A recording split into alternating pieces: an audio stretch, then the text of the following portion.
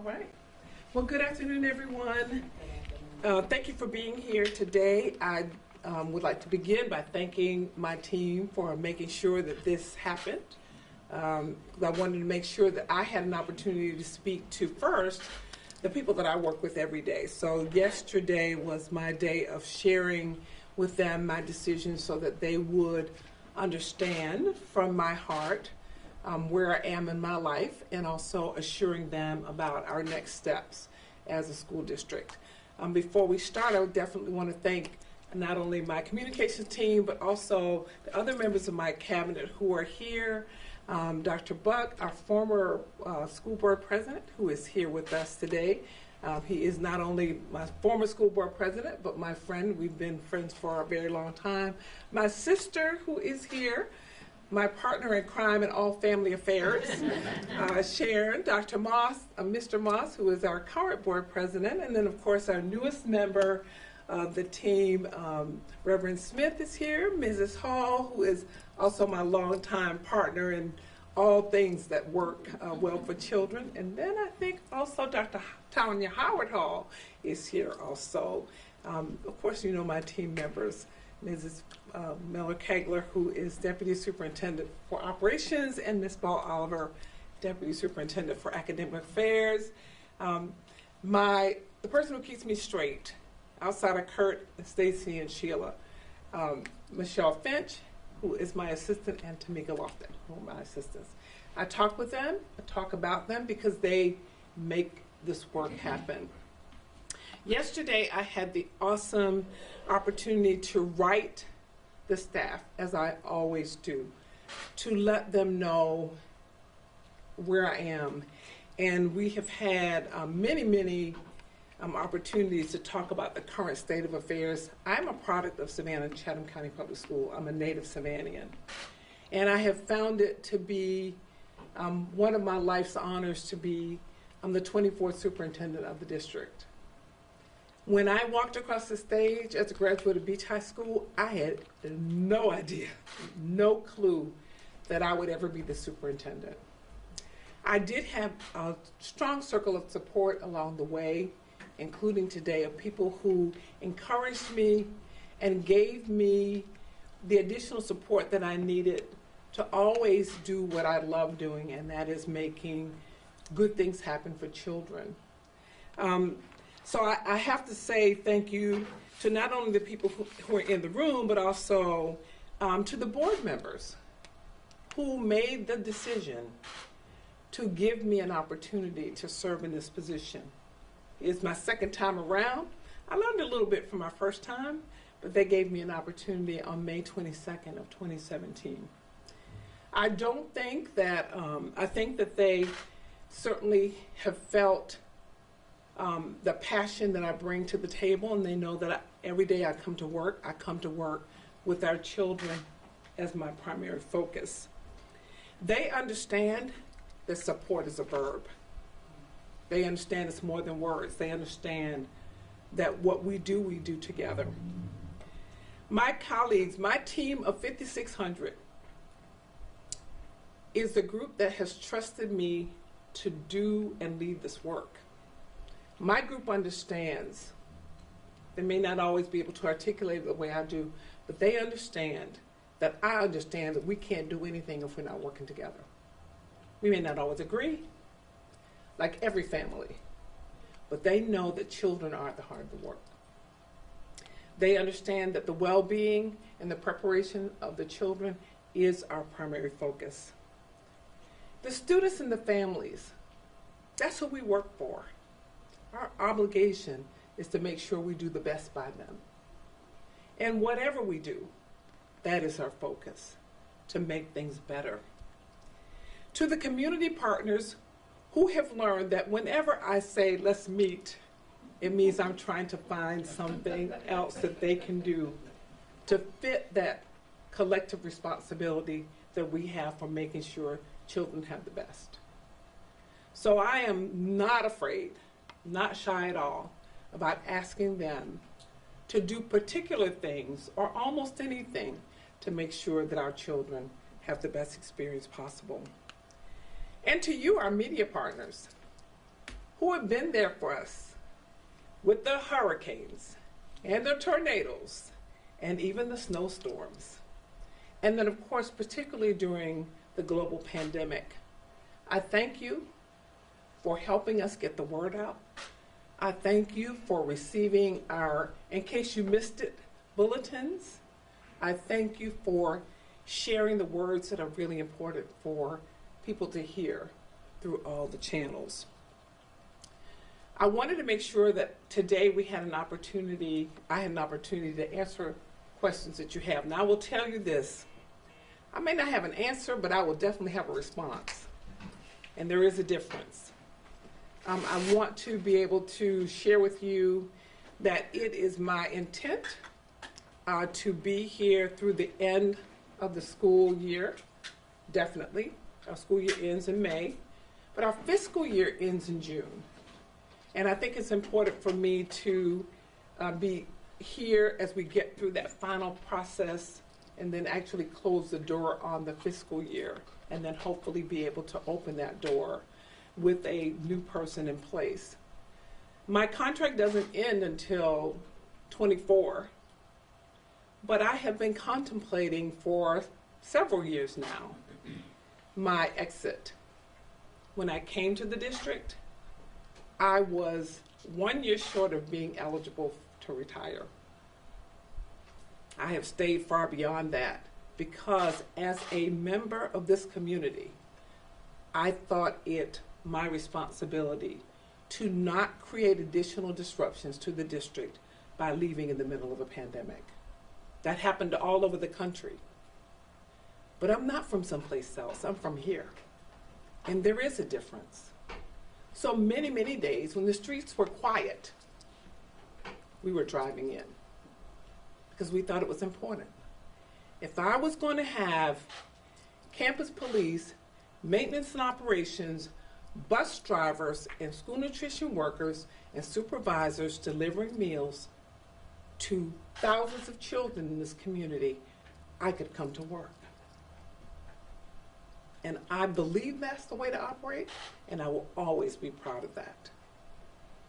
So during the pandemic, when it was very, very challenging, and everybody had an opinion about whatever needed to be done, I relied on the staff and the board for us to get into a corner someplace, hash it all out, but eventually to do what was best for children.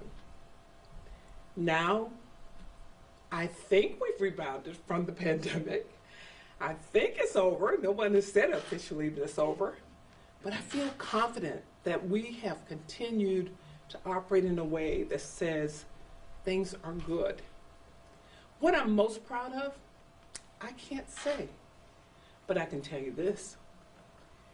Every year of these 10 years I've been here, and I can't even believe it's 10 years, every year of these 10 years I've been here, we have been able to move forward. We talk about the graduation rates because when I arrived in this space, we were at 65% cohort graduation rate. We are now at 89%, and for the last 8 years, we have exceeded the state rate.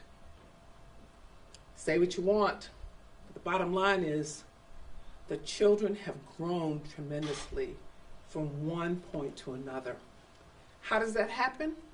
Because we have great teachers in our classrooms every day who take children where they find them and take them where they need to go. They don't just take them where they find them. They take them where they need to go. And they do that with love, and they do that with care.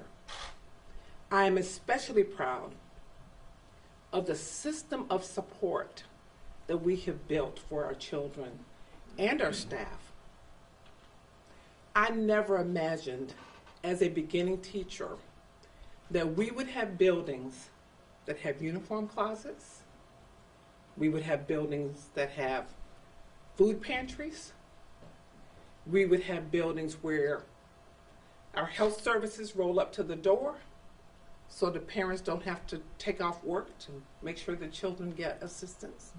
I never thought that we would have mental health services right at the door of our school. I didn't know that would be where we are today. I'm especially proud because we have given additional attention to the wellness of everyone. So much so, we have our own wellness center now. Young and budding, but it is certainly fully at work. I'm also very pleased with the support that this community has offered us in terms of ensuring that our buildings are strong and safe and appropriate for our children.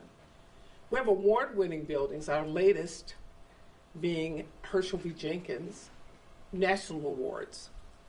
We rebuilt from the ground up our transportation system. 4 months from the cancellation of a contract by the vendor to having school buses roll out. That all happened with staff support and board support. I'm especially proud that with just a conversation with staff, we have earned 2 National Green Ribbon Awards, which means we hadn't just started looking at sustainability and our carbon footprint. We've been working on it in a way that allowed our school district to be recognized nationally. I'm very proud that our communications department just last summer won 10 national awards. What am I most proud of? It's hard to say, but I cannot ignore the fact that we have continued to put an emphasis on early childhood because we know that that's what's going to make the difference in our community. When you have 36,000 children, you cannot use the same approach across the board. So there are teachers who do the work that they need to do, but I will tell you, when we can get a little 3-year-old in our building and change the life of that child so that he or she is not only reading by 3rd grade, but writing and able to speak and articulate very well and express him or herself. So we will continue to do that work with early childhood. We have more schools than we ever imagined seeking and nearly ready for certification for STEM education, STEM and STEAM actually. We have our first STEAM school in the district and more than one STEM certified school. But just wait, you'll see the others. They're coming along and we're very proud of that work. You know, one of the things that I'm also proud to say that I made a difference in is in supporting our team's work with technology. We were inching toward one-to-one technology, and then the pandemic came, and we were like, oh, now we can really make it happen. So we don't even think about it now for students and staff who are out to have access to technology in a ready fashion. And our work in workforce development is undeniable. You can go into any of our high schools and middle schools and find first-rate labs for students to practice their skills for future work. Our students take national exams, they pass those exams, they earn their certifications.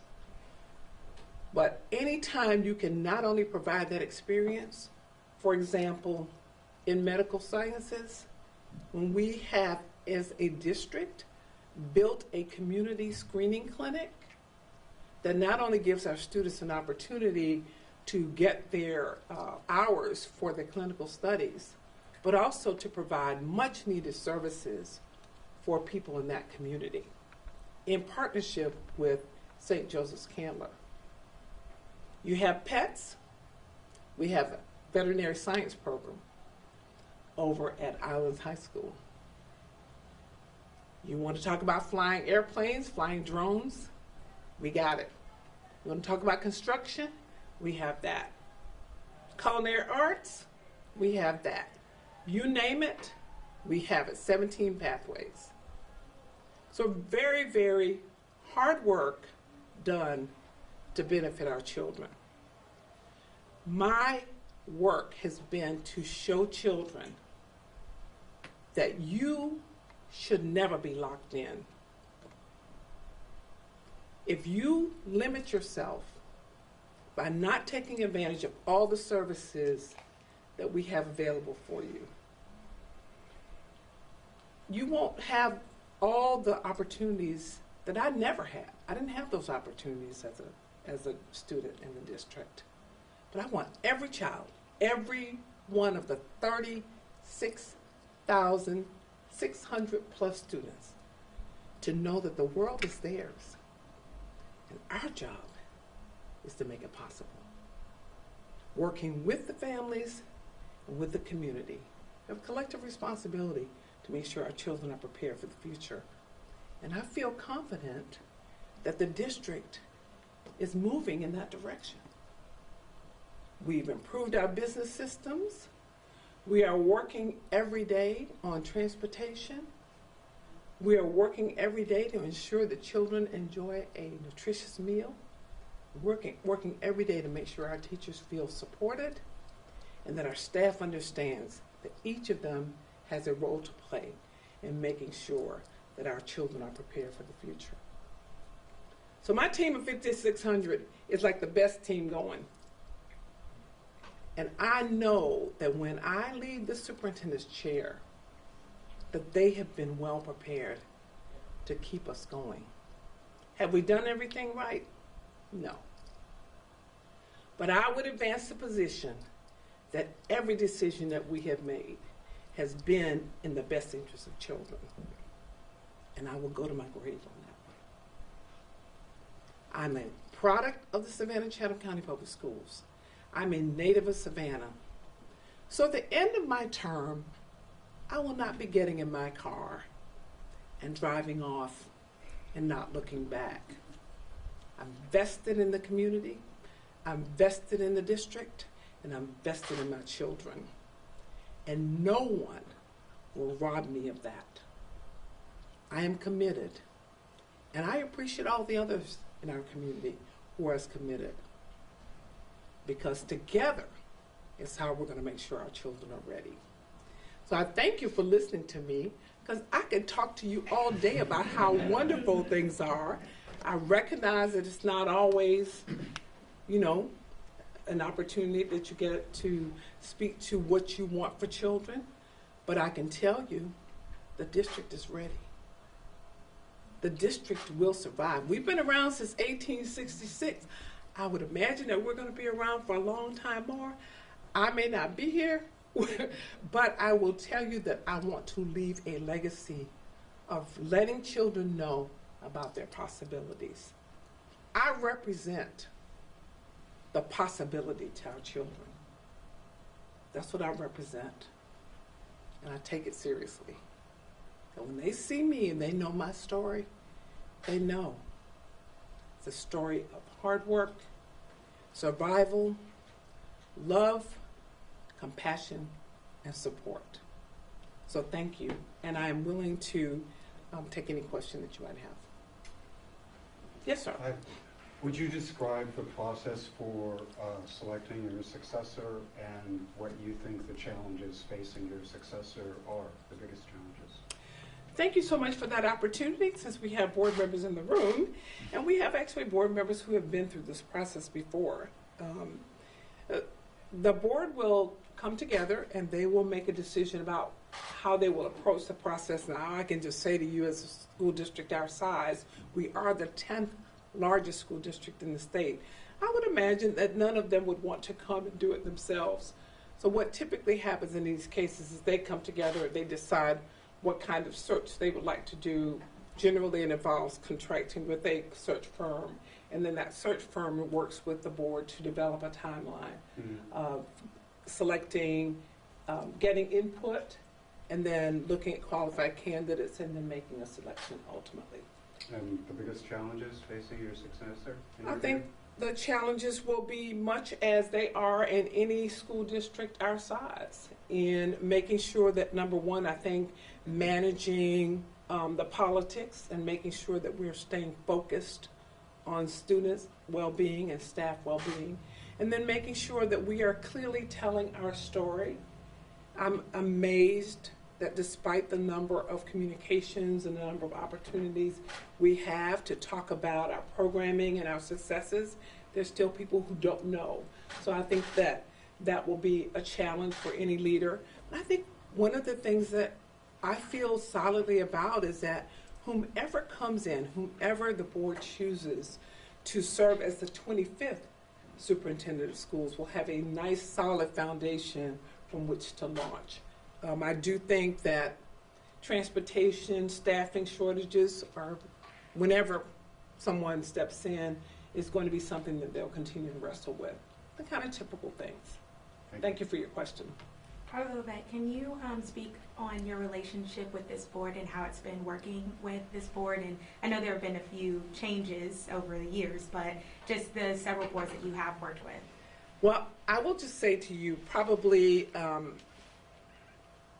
I have had the pleasure, the distinct honor to work with 9 individuals who at any given time can have a different opinion than the superintendent. But you know what the difference is? The difference is, and the maker is, when we each are respectful of each other and listening and keeping the main thing, and that's the focus. So I've had an incredible experience in terms of working with the board.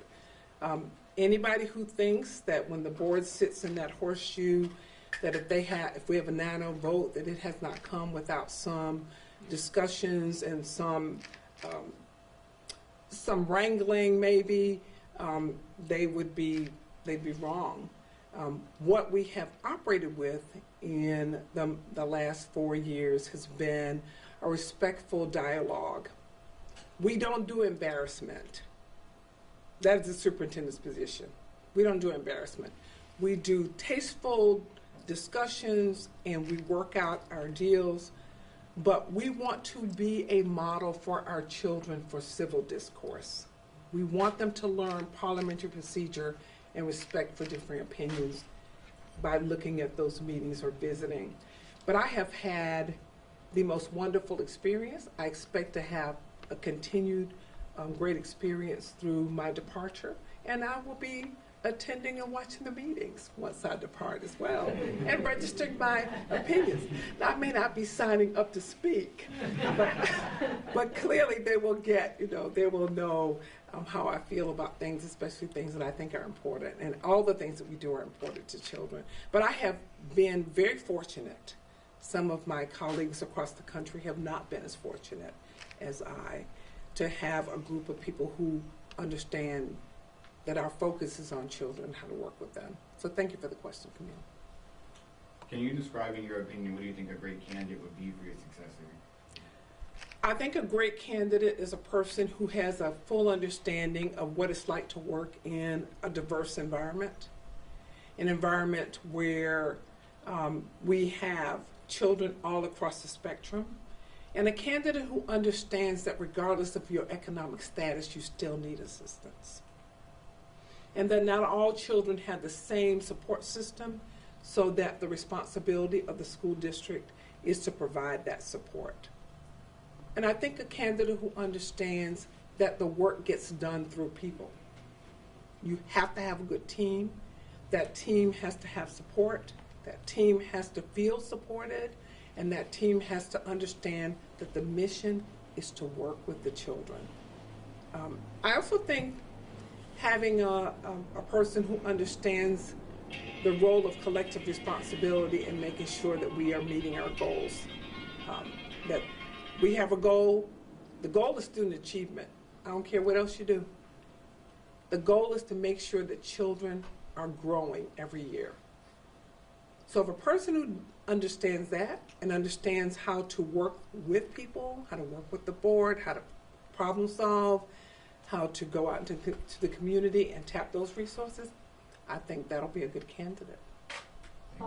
Following up on that, you said yourself how important and impactful your upbringing in Savannah was, being a product yourself of the school system. How important do you think that was to your time here, and would you like to see a candidate that has, those kinds of connections and real understanding to the community like you did, and what would be your thoughts on that? Well, I think I certainly sat in a unique position coming back to my home town, and it was not my plan to be the superintendent. But I think I offered a unique perspective because, number one, I grew up here, grew up a part of the system, knew and understood what I did not necessarily get from the system. I understood that. And that probably in part drove my commitment to make sure that all kids, regardless of where they were from, had access to the same services or more services if they needed them. I think it gives you a unique position also when you've been a board member, like I have, because you understand the difference between administration and policy making. And I think the other perspective that I brought was some experience at central office and then also as a superintendent. So this is like my second time around. The other thing I think is that there is value in having local roots, but if you don't have local roots, that you connect to people who do, so they understand. One thing I would probably be concerned about is if you bring someone in who does not know how to build partnerships, internally and externally, because serving the district requires that you have a really strong understanding of both the gifts and the challenges of the district and the gifts and the challenges of the community. So yeah, having local roots I think is great because you have a sense of history. But there are also so many people in our district and also in our community who have a vested interest in the school district, wants the school district to be successful, and are willing to share information. And I think whoever is in the position has to be willing to listen. The other thing I learned is I was gone from the district for 18 plus years. So coming home to visit is one thing, but coming home to live is another thing. And so I learned a lot by coming back to the district. I learned to listen. I learned sometimes to part ways with my own experiences that I thought were less than they should have been. And then I learned how to ensure that every child who came into the district had a fair and equal opportunity to be successful and to be supported. So I think local roots are great. But I think this board, given what I know about them, will be looking for the best candidate that can continue on the track that we're moving in terms of success, and then also bringing new and fresh ideas to how we accomplish our goals. Thank you. Do you know if there will be a national search? I do not know that at this time, and I think the board will convene and talk about that kind of search, yes. Can you tell me about your proudest moment as superintendent? See, I knew you were going to ask me that. I have like so many proud moments, and I've struggled with my proudest moment. I think most recently, I've been very proud of the fact that we have been able to serve the youngest group of students in the district's history. Like when we opened the Acorn Academy, it was awesome to see the 3-year-olds. What bothers me is that the state of Georgia does not require children to be in school until they're 6 years old. So we have missed some of the greatest period of their brain growth. And so to be able to get that academy up and going, actually in a really short time, was a really, really proud moment for me. And I would love to see more of those around the county because I think it's really necessary that our children have those experiences very, very early. We talk about students being ready to read at 3rd grade.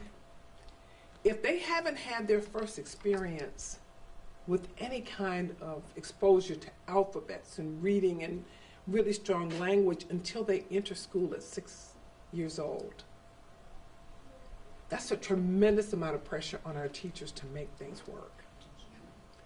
And so whenever I have an opportunity, I thank our teachers because I know what they deal with. I'm a teacher, and I always will be. And I respect the practice of teaching. Because if you have 20 children in front of you, it's like having 40, especially the little ones, because they need so much, and their experiences are different. 1st grade teachers, I really have a lot of respect for, all of them. But I know that for many of them, that's the first time children are coming into a schooling situation. But yeah, I would really like to see us have more early learning opportunities. I'm very proud of Formie. I'm very proud of all of the Formie school, which has all the really little babies, and they do a great job as well over there. But I thank our teachers for all the hours they put in to make sure each child feels success. Each of us in this room has developed at a different pace, at a different time, and in a different way. Our teachers had that awesome opportunity every day to watch the children grow and to make these good things happen for them. So I'd say that's one of my proudest moments. Now, I would also have to say that getting the East Blast approved at more than 74%, which was the highest in our history, our 20-year history. Because you know what? That was a hard-fought campaign. What I was very, very proud of was the fact that the regular voter understood that the board and the administration want what's best for children. And they gave us a resounding vote of approval. I was happy about that. Still happy about it. Still proud of it. Yes, sir. You mentioned not wanting to leave during the pandemic. Do you think the district is prepared for a shift in leadership today? I think the district is prepared, yes. We certainly don't have the issues around the pandemic. We've learned how to manage COVID. We've learned how to, this season, manage COVID and flu and SRV and RSV or whatever you call it, RSV. I think we are much better prepared. The other thing that I think is that we are much better prepared in terms of technology and advances and being able to pivot and move when we need to. We've had an incredible number of innovations based on the pandemic. I didn't like the pandemic. I will just tell you I didn't like it. I don't think any of us did. But it gave rise to lots of new ways to approach things that we couldn't get to before. So I think the district is ready.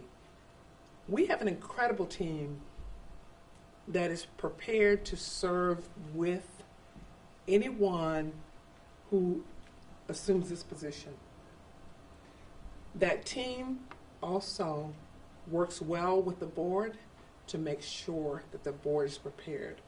One of the things I've said to Mr. Moss and to Mr. Smith is our job is to make sure that when you raise your hand, that you have all the information that you need to make a good decision. Because you are indeed making decisions that impact the lives of more than 43,000 people. That has been our personal objective. But yeah, I think we're ready. And I think that our team is prepared. Do we want to make the shift? Nobody really likes change, but I think that we've worked together long enough to know the strengths and the areas that we need to continue to work on to continue making improvements. We've been through a lot of transitions. I'm the 24th superintendent since 1866. That's not too bad, but I think we're ready for number 25. Thank you. Anything else? Well, what does the future look like for you? You plan on sticking around education, just living life? Wow. Now, I'm not going to tell all my secrets. But you know, I enjoy my work. I enjoy what I do. I enjoy my team. I enjoy my national network of friends and colleagues. But you know what? I want to be available to my family. My family has made a tremendous, but they have always supported me. But now's the time I need to give more time to them. And I want everybody to be clear This is Ann's decision. It could have come June of 2020. It could have come June 2021. It could have come June 2022. June 2023 is the right time for me. And most recently, you know, whenever you have a loss in your family, you start thinking differently, like, am I using my time the way I need to? But when the two heartbeats in my family say, we want you to be available to us, you have to listen. And so I'm listening. But I will be right here. I will not be coming to the meetings and signing up to speak unless I really have to. But I will always be a member of the SCCPSS team. They will always feel my love and support. They know that I understand what it takes to make things work. The work is invisible. People rarely have an understanding of what it takes to make things happen, but I do. So I will express my gratitude. I will tell them thank you. I will tell them I understand, because I do. And I know what it takes. And I know what they do. And I know that we are incredibly fortunate in this community to have board members and staff members who work day, night, Sunday, holiday, whenever it is, to make good things happen for kids. Thank you.